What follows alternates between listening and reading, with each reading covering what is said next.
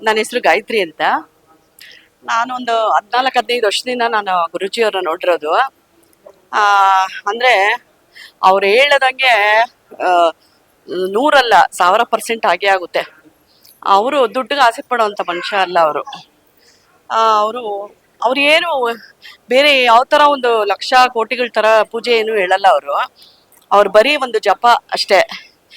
ಆ ನಿಜವಲ್ಲೂ ಆ ಗುರುಗಳ ಹತ್ರನೇ ಒಂದು ವೈಬ್ರೇಷನ್ ಇದೆ.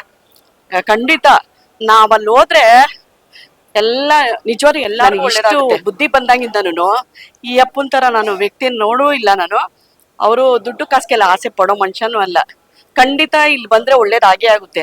ಜ್ಯೋತಿಷ್ಯ ಅಂದ್ರೆ ಅಂದ್ರೆ ನಾವು ಹೋದಾಗ ನಮ್ಮ ವೈಬ್ರೇಷನ್ ಅಲ್ಲಿ ಅವ್ರಿಗೆ ಗೊತ್ತಾಗುತ್ತೆ. ಅದು ಅವ್ರಿಗೆ ದೈವಶಕ್ತಿ ಇದೆ, ಅವ್ರಿಗೆ ದೈವಶಕ್ತಿ ಇದ್ದೇ ಇದೆ.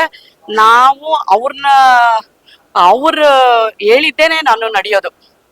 ನನಗೆ ದೇವ್ರ ಮೇಲೆ ಎಷ್ಟು ನಂಬಿಕೆ ಇದೆಯೋ ನನ್ನ ಗುರುಗಳ ಮೇಲೂ ನಂಗೆ ಅಷ್ಟೇ ನಂಬಿಕೆ ಇದೆ. ಬಡವರು ಅಂದ್ರೆ ಬೇಕಾದ್ರೆ ಅವ್ರ ದುಡ್ಡೇ ತಗೊಳೋದಿಲ್ಲ ಅವರು. ಆತರ ನಮ್ಮ ಗುರುಗಳು. ಅವರು ಯಾವ ತರ ಚಾರ್ಜು ಇಲ್ಲ. ನಾನು ಅವ್ರನ್ನ 14 ವರ್ಷದಿಂದ ನಾನು ನೋಡಿದೀನಿ ನಾನು. ಅಂದ್ರೆ ಅವ್ರು ಹೇಳಿದಂತೂ 100% ಆಗೇ ಆಗುತ್ತೆ. ಇದಂತೂ ಸತ್ಯ. ಒಳ್ಳೇದು ಆಗಿದೆ, ನಮ್ಮನ್ನ ಸೇವ್ ಮಾಡಿದ್ದಾರೆ.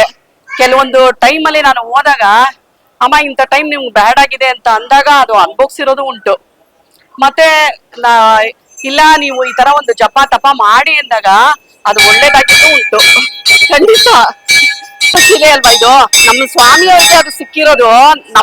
ಅವ್ರ ಭಕ್ತರುಗಳು ನಮ್ಮ ಸ್ವಾಮಿನೇ ಅವ್ರನ್ನೇ ಇಷ್ಟಪಡೋ ಭಕ್ತರು ಇದಾರಲ್ಲ, ಅವ್ರಿಗೆಲ್ಲರಿಗೂ ದೇವ್ರು ಒಂದು ದಾರಿ ಕೊಟ್ಟಿರೋ ತರ ಇದು ಈ ಕೆಂಪು ಶಿವಲಿಂಗ.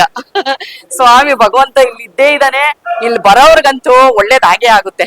ದೇವ್ರದ್ದು ಹೋಮ ಅಂದ್ರೆ ಅಲ್ಲೊಂದು ಶಕ್ತಿ ಇದ್ದೇ ಇರುತ್ತಲ್ವಾ ಮನುಷ್ಯನ್ಗೆ. ನಾವ್ ಇವಾಗ ಹುಷಾರ್ ತಪ್ಪಿದ್ರೆ ಡಾಕ್ಟರ್ ಹತ್ರನೇ ಹೋಗ್ಬೇಕು. ನಮ್ಗೆ ಒಳ್ಳೇದಾಗ್ಬೇಕು ಅಂತಿದ್ರೆ ಭಗವಂತನ್ನೇ ಹಿಡಿಬೇಕು. ಇಲ್ಲಿ ಮಾಡ್ತಾ ಇರೋದು ಅದು ಎಲ್ಲಾರ್ಗು ಒಳ್ಳೇದಾಗ್ಲಿ. ಎಲ್ಲರಿಗಿಂತಾಚೆ ನಮ್ ಗುರುಗಳಿಗೆ ಒಳ್ಳೇದಾಗ್ಲಿ. ಅವ್ರಿಗೆ ಆಯುಸ್ಸು ಆರೋಗ್ಯ ಶಿವ ಕೊಡ್ಲಿ. ಅವ್ರು ಇನ್ನ ಅಭಿವೃದ್ಧಿ ಆಗ್ಬೇಕು.